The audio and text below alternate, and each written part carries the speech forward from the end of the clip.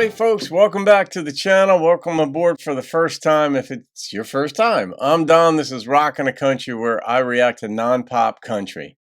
And Saremile, who's down in Texas, made a gift to me, to the channel for me to do this. So Saremile, thank you for this gift and request. It's Colby Acuff's If I Were the Devil.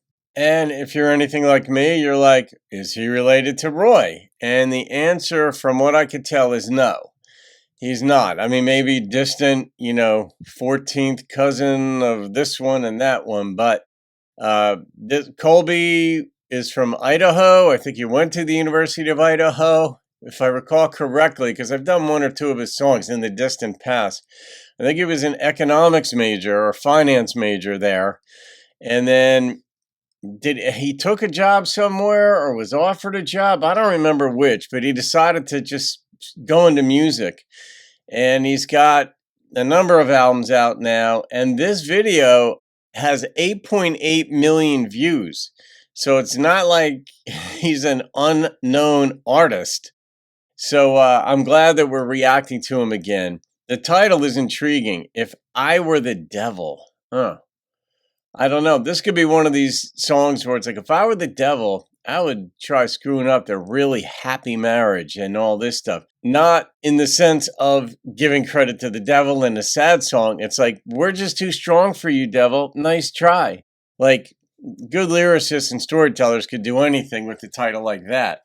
But it's one of those things, it's one of those song titles where I know what I'm going to be doing at some point during it is trying to figure out where the germ of the idea came from for the song.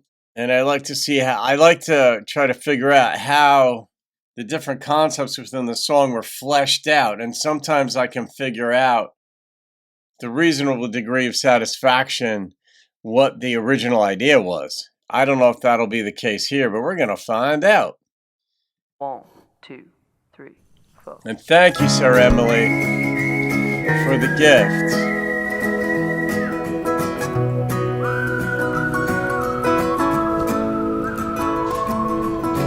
If I were the devil, first thing that I'd do is I'd come off like I ever gave a damn about you. Oh, Jesus. I'd let you catch a peek of all your greatest desires. Then I'd watch the flames in your eyes burn like hellfire.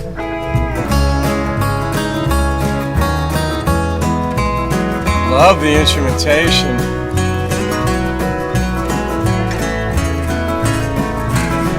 Find all the wolves in the land, and I'd make them fight each other tooth and nail and hand to hand.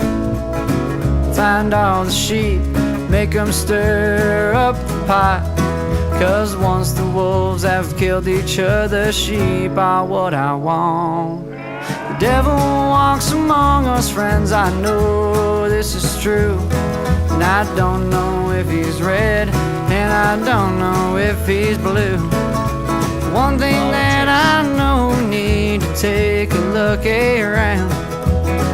If I were the devil, this world wouldn't be my playground.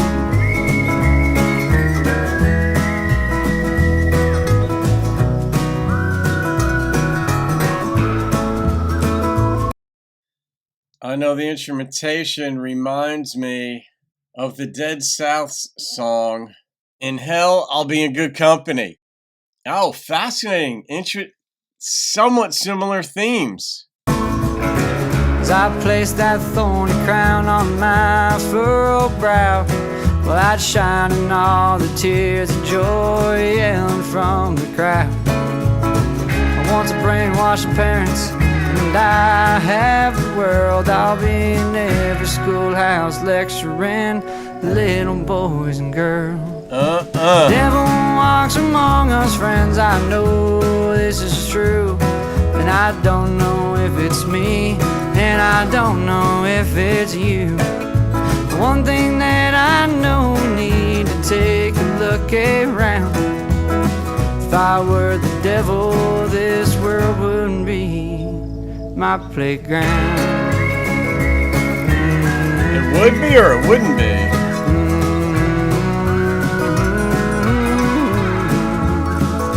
would be. For my final act, tell you what it'd be. I have everyone so medicated they could never see. My cloven hooves on horned head would be hard to sky. And the best part of it all is they comply with their demise. The devil walks among us, friends, I know this is true. And I don't know if it's me, and I don't know if it's you. One thing that I know, we need to take a look around. If I were the devil, this world wouldn't be my playground. I think he's overlooking LA. I can't tell though.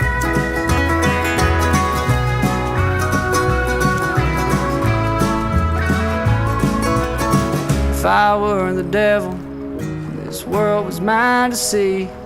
Well, I'd witness all the atrocities and it'd probably frighten me. So I'd run back home with a story to tell. I'd tell all my demon friends that I always preferred hell.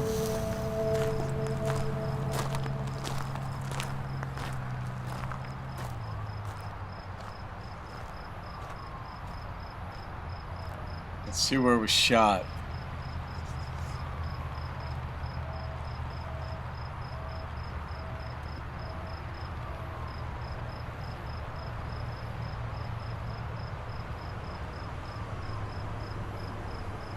And just walk back in the dark.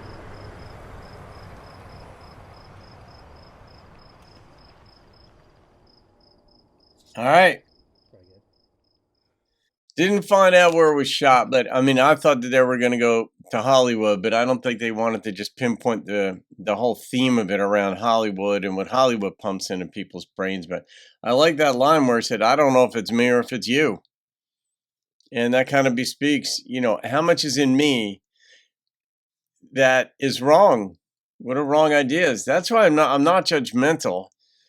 For a number of reasons, but I also hold in the forefront of my mind, not the back of my mind, the forefront of my mind, that I could be wrong on anything that I think.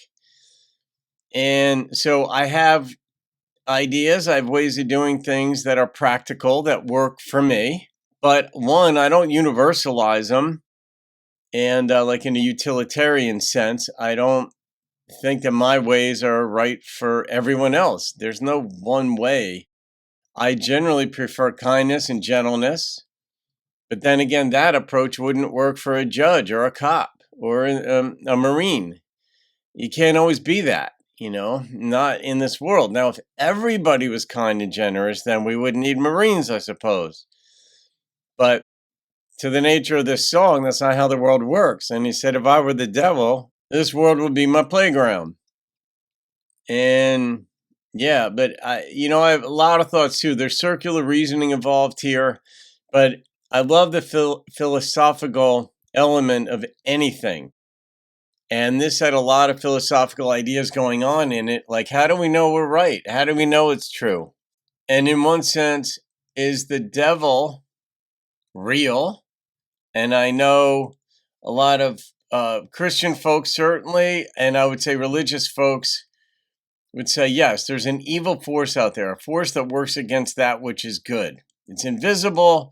He, she, it is invisible, but there's an actual being known as the devil. The Bible talks about him. He's got a name, Lucifer, the Prince of Darkness, other sorts of names, depending on whether you read the Hebrew text or the New Testament and so on. And it's an actual being. That's how it's presented. But another line of thinking is that the devil is a stand-in, if you will, is a personification or an anthropomorphizing of that which we find socially unacceptable, that which doesn't work well. Our own selfish impulses cause bad things to happen. The devil made me do it.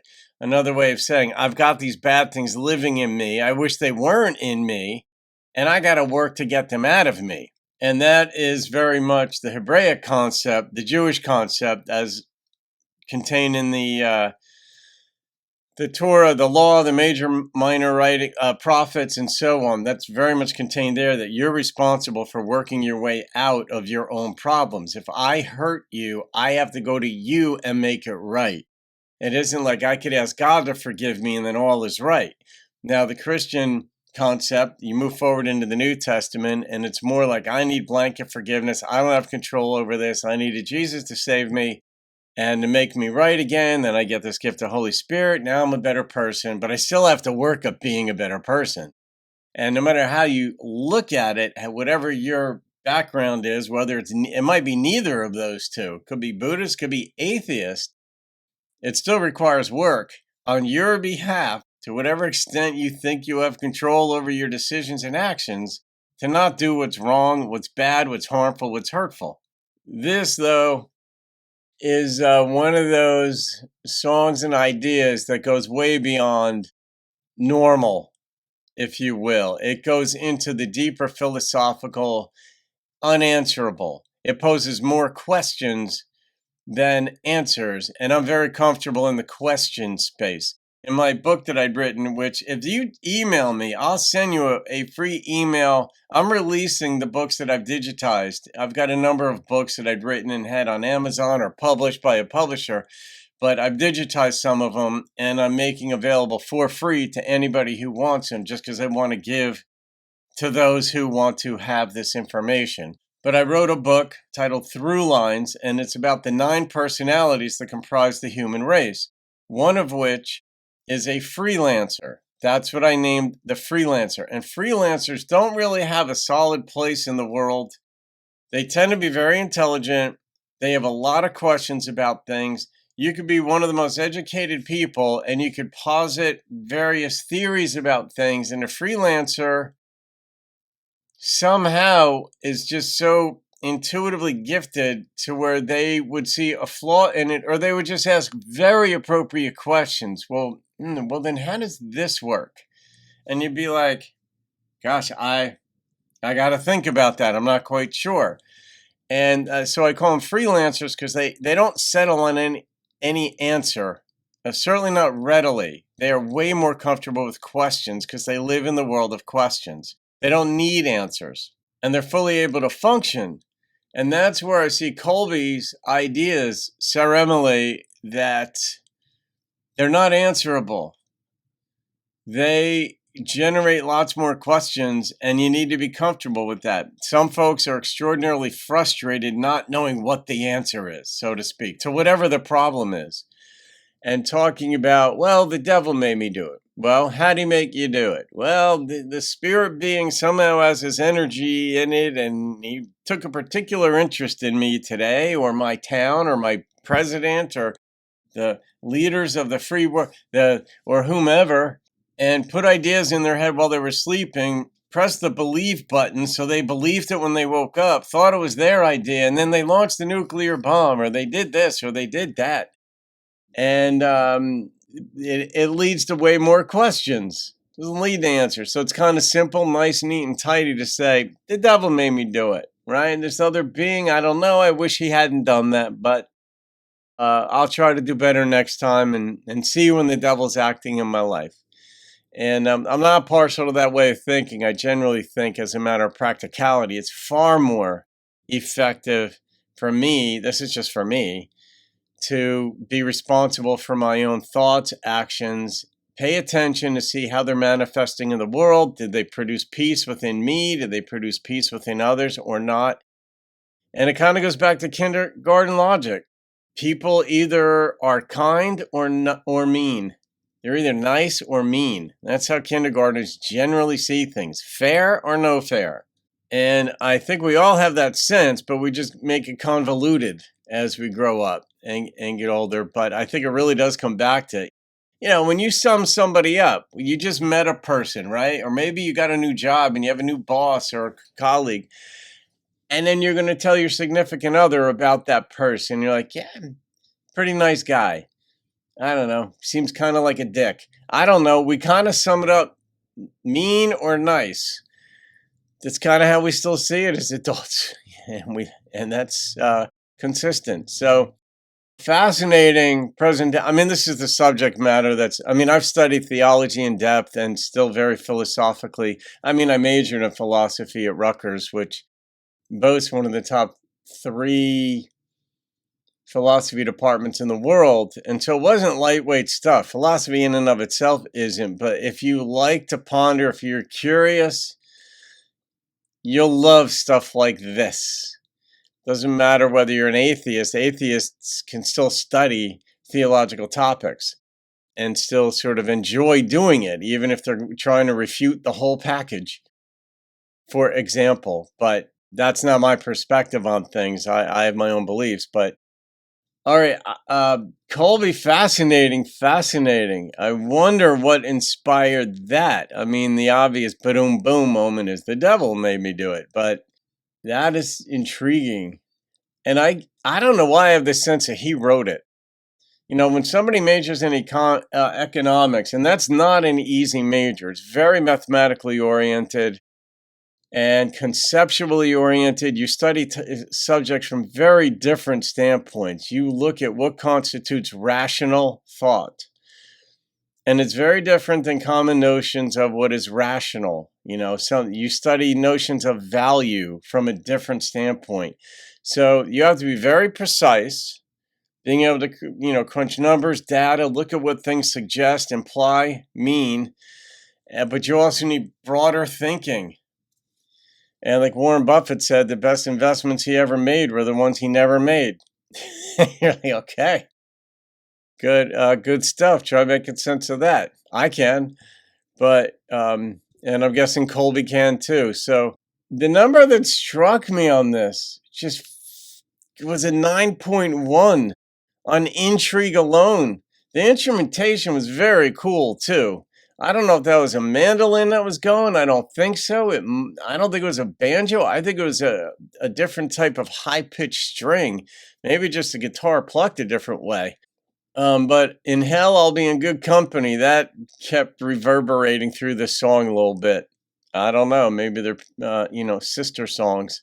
Anyway, that's going in the playlist of songs of 9 and above. Saremile, thank you for this. I don't know if I was fair to you folks on this or not, because I just gave a lot of different thoughts. But that's what Colby came out with. That wasn't a normal song. That was a lead into a philosophy course for a whole semester. All right, guys, hope you enjoyed that. Have a great day. See you on another video. Keep rocking the country. Find all the wolves in the land, and I'd make them fight each other.